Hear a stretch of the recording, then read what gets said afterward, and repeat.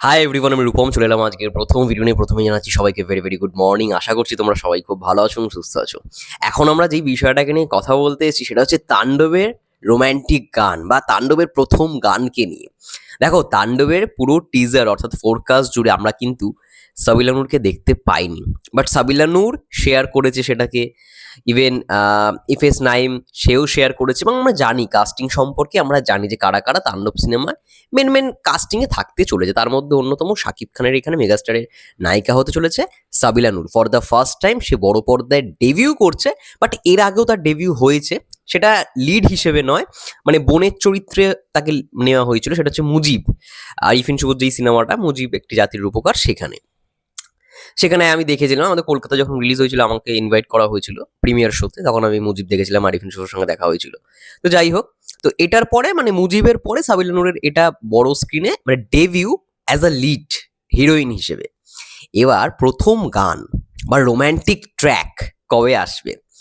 দেখো, শোনা যাচ্ছে, এটা কিন্তু শোনা যাচ্ছে, একদম শিওর বলছি না, হয়তো টিম এটাকে বেশি হয়তো গুরুত্ব দিতেও পারে, আবার নাও দিতে পারে, ঠিক আছে। বাট জন্মদিন উপলক্ষে আমার মনে হয় সাবিলা নূরের একটা হয়তো পোস্টার আসবে, মানে তাণ্ডবের টিমের পক্ষ থেকে একটা পোস্টার হয়তো ড্রপ করলেও করতে পারে।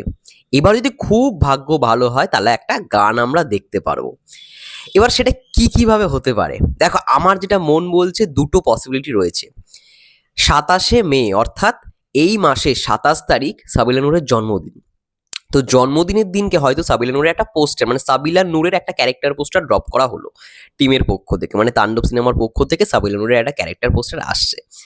এবং হয়তো হতেও পারে যে সেই দিনই গানটা এলো, বা এটা না হয়ে এটাও হতে পারে পরের দিন, 27 তারিখের পরের দিন অর্থাৎ 28 তারিখ। 28 তারিখ তোমরা অনেকেই জানো মেগাস্টারের এই ইন্ডাস্ট্রিতে, ঢালিউড ইন্ডাস্ট্রিতে 26টা বছর পূরণ হতে চলেছে।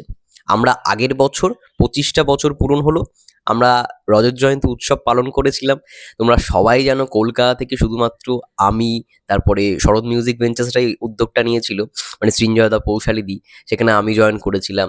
ওপার বাংলা থেকে একজন সাকিবিয়ান এসছিল, সে জয়েন করেছিল। এবং মেন যে জায়গাটা ডায়মন্ড হারবার, যেখানে সাকিবিয়ানদের বলতে পারে একটা ঘাঁটি আমাদের ওয়েস্ট বেঙ্গলের মধ্যে সব থেকে বেশি রয়েছে, ওই ডায়মন্ড হারবারের প্রত্যেকটা সাকিবিয়ান আমাদের সঙ্গে ছিল। খুব মজা করেছিলাম।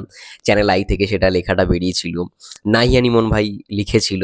খুব ভালো লেগেছিল, খুব ভালো রকমভাবে উৎসব করেছিলাম আমরা, খুব মজা করেছিলাম, অনেকের সঙ্গে পরিচয় হয়েছিল এবং ভালো লেগেছিল। সত্যি কথা বলতে খুব ভালো মজা করেছিলাম আমরা। তো এইবারে আমরা জানি না কতটা কি করতে পারবো 28 তারিখ, বাট আমরা চেষ্টা করব অন্য দিন বা সেই টাইমে কিছু করার। তাণ্ডবের আগে চেষ্টা করছি আমরা। তাণ্ডবের গ্যাপটা এতটাই ছোট না, খুব মানে টাইমটা কম, এটাই হচ্ছে মূল ব্যাপার। এবং আমার এখন এমনই সিচুয়েশন, এই যে আজকে ধরো ভিডিও করছি, আজকেই আমাকে বেরিয়ে যেতে হবে, আসানসোলে বেরিয়ে যেতে হবে, মানে কলকাতা থেকে আসানসোল প্রায় ট্রেনে 5 ঘন্টা, একটা কাজের জন্য আমাকে বেরিয়ে যেতে হবে। তো আজকে প্লাস কালকে আমি বাড়িই থাকবো না, যা ভিডিও দেখবে তো মানে সবই হয়তো আমার রেকর্ড করাই থাকবে, আগে থেকে করে যাওয়া যাবে। আবার কালকে হয়তো বিকেল থেকে ভিডিও আসবে চ্যানেলে, ঠিক আছে, এই হচ্ছে বিষয়। তো টাইমটা খুবই শর্ট। তো যাই হোক, যেটা বলার যে 28 তারিখে হয়তো আমরা একটা রোম্যান্টিক গান পেলেও পেতে পারি, আর যদি খুব ভাগ্য ভালো থাকে আমাদের তাহলে হয়তো 27 তারিখে আমরা রোম্যান্টিক গানটা পাচ্ছি।